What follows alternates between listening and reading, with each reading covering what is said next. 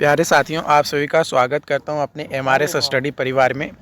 तो डियर, आज की इस सेशंस में मैं बात करने वाला हूं। बिहार में एक गुड न्यूज़ यहाँ पे आप लोगों के लिए है, खासकर उन लोगों के लिए जो एग्रीकल्चर से इंजीनियरिंग या फिर एग्रीकल्चर में ग्रेजुएशन किए हुए उन लोगों के लिए।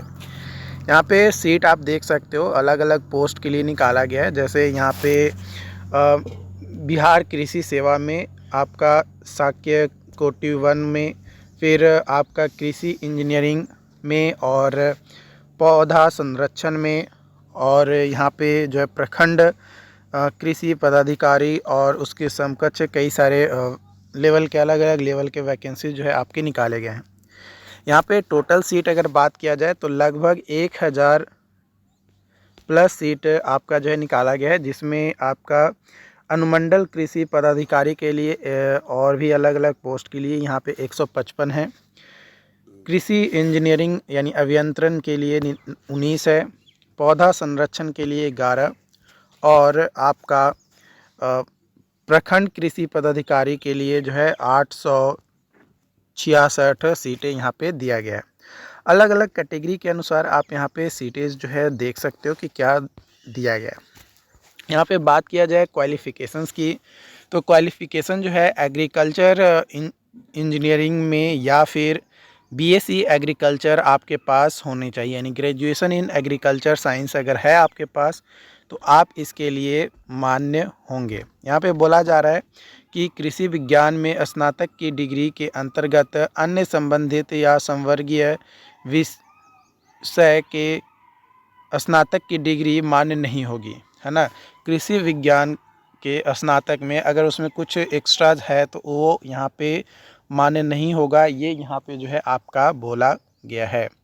तो ये चीज़ जो है ध्यान रखना है। और एग्रीकल्चर इंजीनियरिंग के लिए, एग्रीकल्चर इंजीनियरिंग से ग्रेजुएशन अगर आपका है, चाहे वो सेंट्रल हो, चाहे वह स्टेट वाला हो, या कोई भी हो, तो आपके लिए यहाँ पे एक बड़ी अपडेट निकल कर आई है।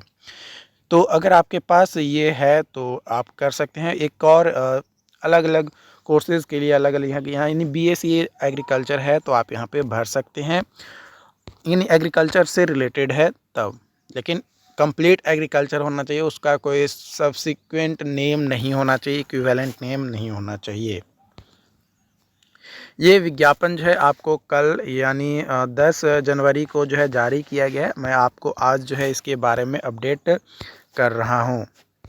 यहाँ पे सिलेक्शन कैसे लिया जाएगा, किस आधार पे सिलेक्शन लिया जाएगा, तो सिलेक्शन के लिए जो है आपका यहाँ पे लिखित एग्ज़ाम 3 विषय का लिया जाएगा, यानी रिटन एग्ज़ाम्स होंगे 3 सब्जेक्ट का, जिसमें हिंदी का जो है 100 नंबर होगा, और सामान्य ज्ञान का 100 नंबर, और संबंधित विषय यानी एग्रीकल्चर से हैं तो उसका जो है 200 नंबर के आपके होंगे। यानी टोटल अगर बात किया जाए तो 400 नंबर का जो है आपका क्या होगा, एग्ज़ाम लिया जाएगा।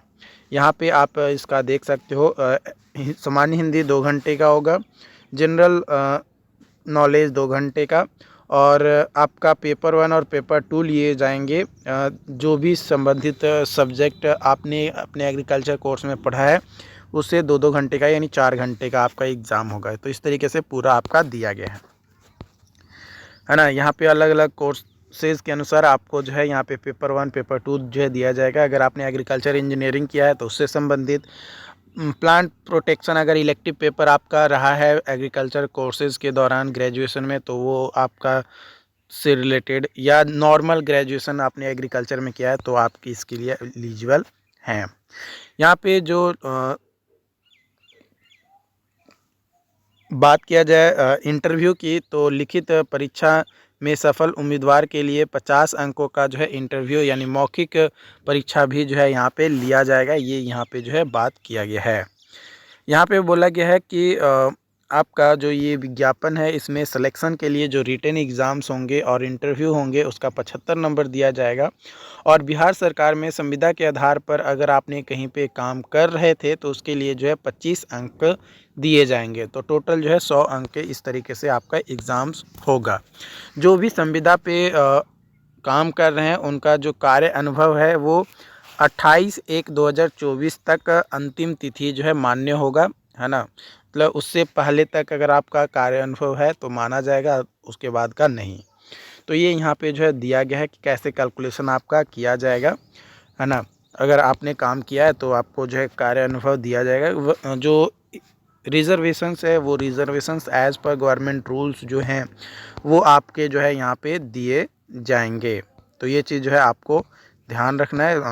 रूल्स जो है ज़रूरी है। बायोमेट्रिक भी आपको यहाँ पे लगेंगे। तो यहाँ पे बात किया जा रहा है कि अभ्यर्थियों के प्रत्येक पद के लिए बायोमेट्रिक फ़ी के रूप में 200 रुपये यहाँ पे लगेगा, है ना। यहाँ पे अगर बात किया जाए total fee for application form fill up करने के लिए या एग्ज़ाम्स के लिए, तो यहाँ पे जनरल के लिए 750, SC ST और महिलाओं के लिए जो है 200, और DQ कैटेगरी के लिए जो है बात किया जाए तो 40% या उससे अधिक हैं तो 200, और अन्य कैटेगरी यानी जनरल EBC BC EWS इन सभी के लिए जो है आपका 750, अदर स्टेट वालों के लिए भी जो है 750 रुपया यहाँ पे जो है आपका लगने वाला है।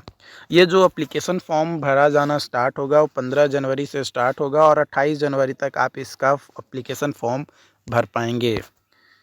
ये चीज़ जो है आपको ध्यान रखना है। फॉर्म भरने के लिए कहाँ पे जाना होगा तो www.bpac.bihar.nic.in पे जाकर जो है आपको एप्लीकेशन फॉर्म भर के सबमिट करना होगा। एप्लीकेशन फॉर्म सबमिट करने के उपरांत एडिट करने का कोई प्रावधान नहीं है, तो इसलिए एप्लीकेशन फॉर्म सबमिट करने के से पहले प्रॉपर तरीके से उसे देख लीजिएगा, समझ लीजिएगा कि आपने जो भी फॉर्म वगैरह भरा है वो सही से भरा है या फिर नहीं भरा है। बाकी इससे रिलेटेड जो भी अपडेट्स होंगे आप लोगों के साथ शेयर किया जाएगा। Thank you.